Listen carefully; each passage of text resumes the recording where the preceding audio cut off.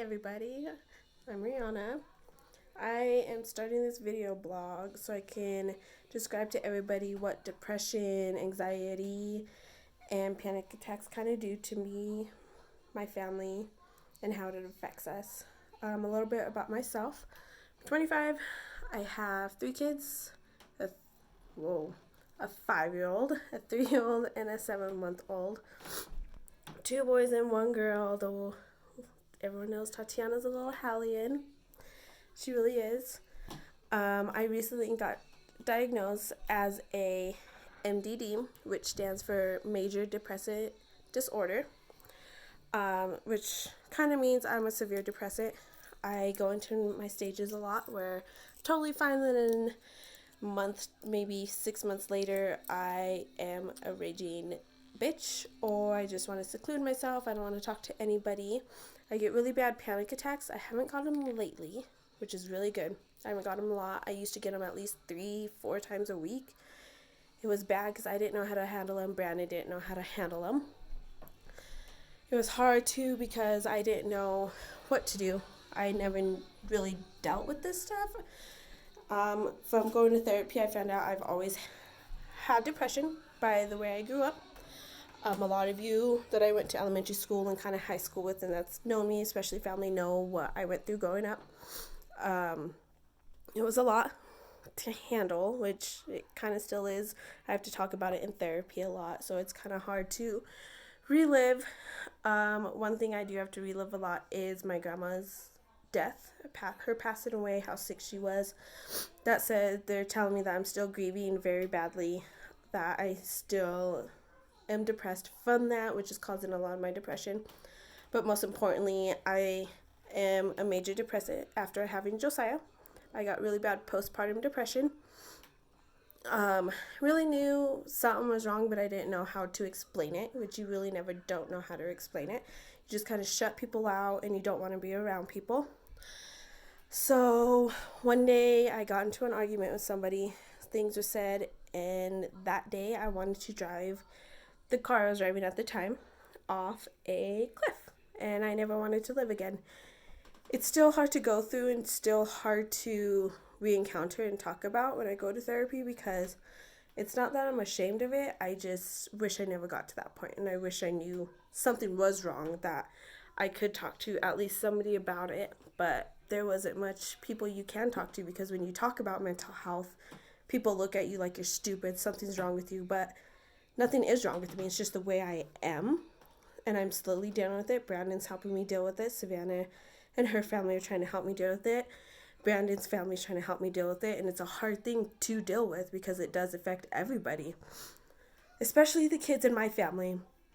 Because there's days I have no idea what's wrong with me. I don't know what's going on. I'm just a bitch. I am. Everything irritates me. I don't want to be around people. I just want to be left alone. The kids playing irritates me sometimes. So I'm still dealing with it. I'm always going to deal with it. Depression is just something you deal with for the rest of your life. Yeah, there's going to be your good days and there's going to be your bad days, but it's a roller coaster. You have to learn how to ride. I hate roller coasters, so I'm not liking this very much. But one thing's for sure know is that I am going to make it, and I am going to get through this no matter what comes my way with this depression or anxiety or even the panic attacks I get. I know I'm going to make it, and I am going to be okay. During that, when I wanted to kill myself, my sister picked me up and she admitted me into the ER. I stayed there until about 3, almost 4 o'clock in the morning. Then they took me to BHS, and I was in there for a week. BHS helped me a lot. A lot of people say, oh, it's bad, it's nothing, you should never try to go there. But honestly, BHS helped me a lot. So much. If it wasn't for BHS and Savannah and her family and Brandon and my sister at that time, I don't know what would be going on right now. It was a hard thing to really deal with being in BHS, mostly because I wasn't with my kids, and half that time it took away from Josiah, and I really wasn't able to get to know him. Oh, sorry. talking about this really gets me because it's really emotional for me. Because even though other people are dealing with the depression, anxiety, panic attacks, or whatever mental health that you have, you still feel like you're alone, and it sucks. No matter how many people you talk to or how many people agree with you on what you're going through or what they are going through, you still feel like you're alone and you don't know how to go through it. All you can do is take it day by day and pill by pill, whatever they get you going on at that time. Sorry. So being in BHS, it really helped me. It really understand what my depression was doing to me, how I can go about my days even though I am having a bad day, how I can deal with it. It still sucks because I am still learning how to deal with my depression. When it does get me, I just came out of a really bad depression cycle. I didn't want to work. I didn't want to socialize with people. The kids were getting on my nerves. Brandon was getting on my nerves. I just wanted to stay home. People were judging me, saying, oh, you quit your job. You're never going to make it. How are you going to do this? How are you going to pay your bills? But I pulled through. I have a new job and that I know I'm going to love.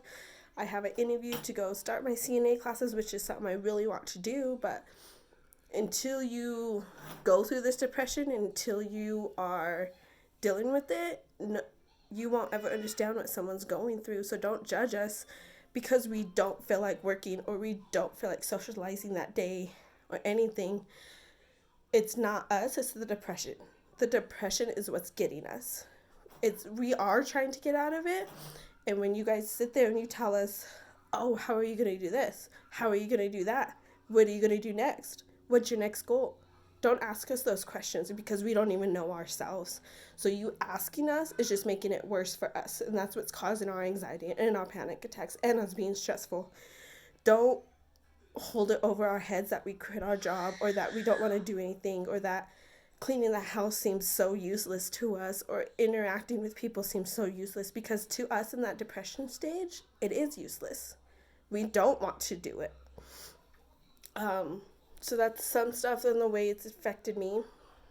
And right now I'm out of this depression spout, I would say. I'm about ready to start a new job, which is really exciting, and I'm going to love it. It's hours I've been looking for because the last place I was working was not giving me the hours. They were giving it to everybody else, especially the ones that sat there and kissed everybody's ass. Pretty much the ones that bullied everybody at this job that I was working at. The two little girls that I worked with, they were the ones that kind of bullied everybody. And I found out, actually I'm going to bring this up, when I was in BHS, I found out that these two ladies that I work with, they tried getting me fired while I was in BHS. We and some clients and some other coworkers recently, after I had Josiah, I went back to work. We went to Fort Laramie as a trip. I was a driver. I had two other coworkers with me, 5 clients with me in my van. These two ladies went to someone in management and said that I was very abusive to this client, that I didn't want to change him. I refused to do anything with him. I was mean to all the clients. Come to find out, they started this all while I was in BHS, knowing I cannot defend myself because of where I was. It really hurts that 2 grown women would go to this extension, or I don't know how you say it, whatever, that they would go to this length, I guess you would say, to get me fired, all because who knows? Because when they see me person to person, they're really nice to my face. They talk to me. They ask how everything's going. They were so excited for my engagement, for the baby, that I was out of BHS. But to come to find out, they were trying to get me fired while I was in BHS. They did a lot of other stuff to me. They would talk behind my back. They had stuff to say about my depression and anxiety, why I was so wishy-washy at the time, and they would never ask me. They went to other people, and the other people came and told me.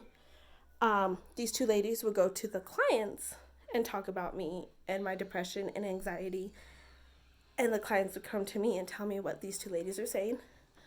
Finally, I just came to a point where I ignored them. I didn't really care what they had to say. If I had to talk to them, it was only about the clients or what was going on with them.